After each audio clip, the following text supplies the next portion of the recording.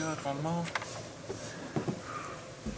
Afternoon, guys. Hope you're well. We will take a show of hands for questions, and we'll set up embargo part way through before 10:30 on Sunday. We start with Phil, please.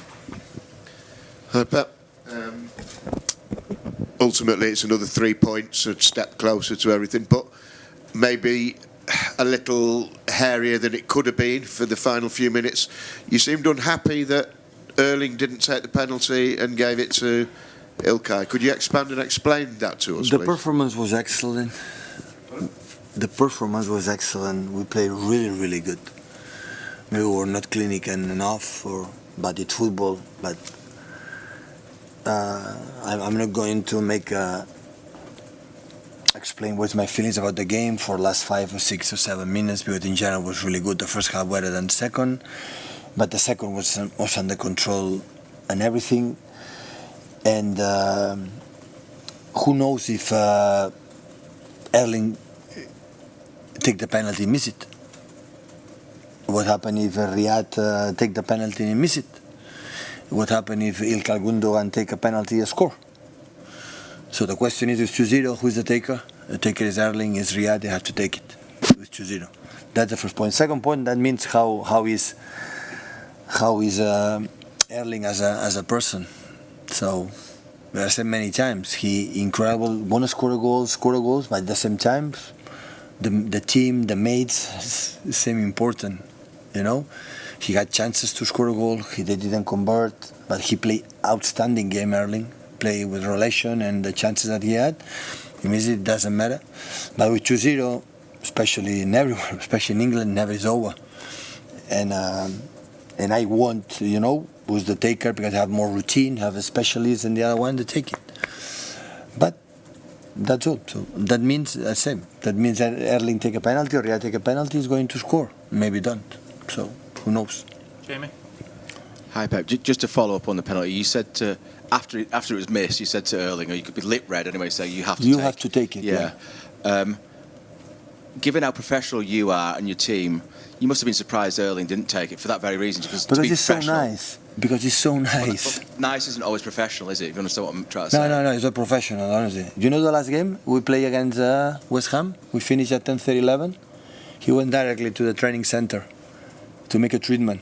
At 11:30-12, was him and Ruben who was to make a treatment. Of course, he's a professional. So I just meant this actual decision wasn't the most professional because you try to win the title and you have to be ruthless. He's ruthless. But in the same time, they said, okay, Ilkay never score a hat-trick, I guess, so we want to do it. And he's so generous, so nice. It doesn't mean that Erling take a penalty and miss it. Who knows it? So it's not about that. But the feeling is he has more confidence right now because he has taken maybe 10, 11 penalties and had this feeling. And Gundogan didn't have that feeling right now. I understand both sides. I understand, So because the game could be over for advance, for the chances, for the way they play. Because now the first 2 questions about Erling, what happened. It's okay. But 95 minutes during 89, it was really good. We read perfectly because Roca and McKinney follow the pockets to Julian and Kevin. The spaces were with Gundogan and Enrico making incredible commits. We play really good. We concede 1 shoot on target and set pieces like they are good. Sam Allardyce always their teams set pieces is a master.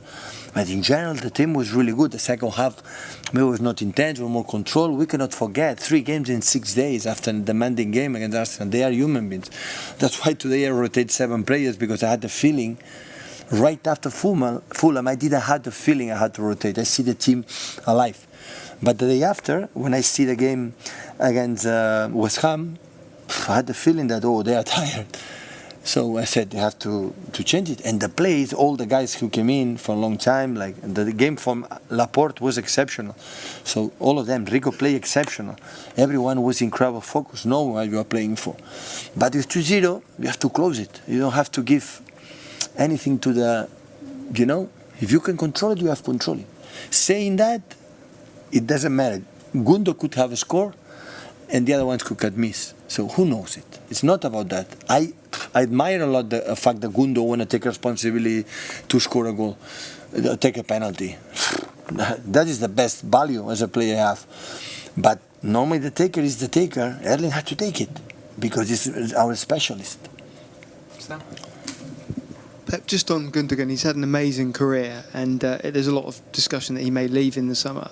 I wonder if he looks at what he's got here and the team that he's in, whether the temptation as a player is you've got the rest of your career to do other stuff, that really there must be a strong feeling that he should stay, that anything is possible in this side. I said about the contract is going to have the club is involved in that. You know, the club knows my opinion about that, but the club is above me and had a decision. We do it together. The decision always we take together. You know, whatever, do it in good and bad together. So it's not necessarily Gundo scored 2 incredible goals. How good he played today, reading the spaces. You know, he has everything. Incredible run in the final third, and you know, and when I put a handy midfielder, how intelligent, how good it is. So it's not necessary today perform really well, score 2 goals to know exactly how I like this player and how I enjoyed all this time work with him and how I like to work with him in the future. Hi Pep, just how's Nathan Ake if he came off? I didn't speak with the doctor, but apparently if he asked to, you know, yeah, we will see next days. Okay, got the embargo for 10:30 on Sunday evening, please. Somewhere to start.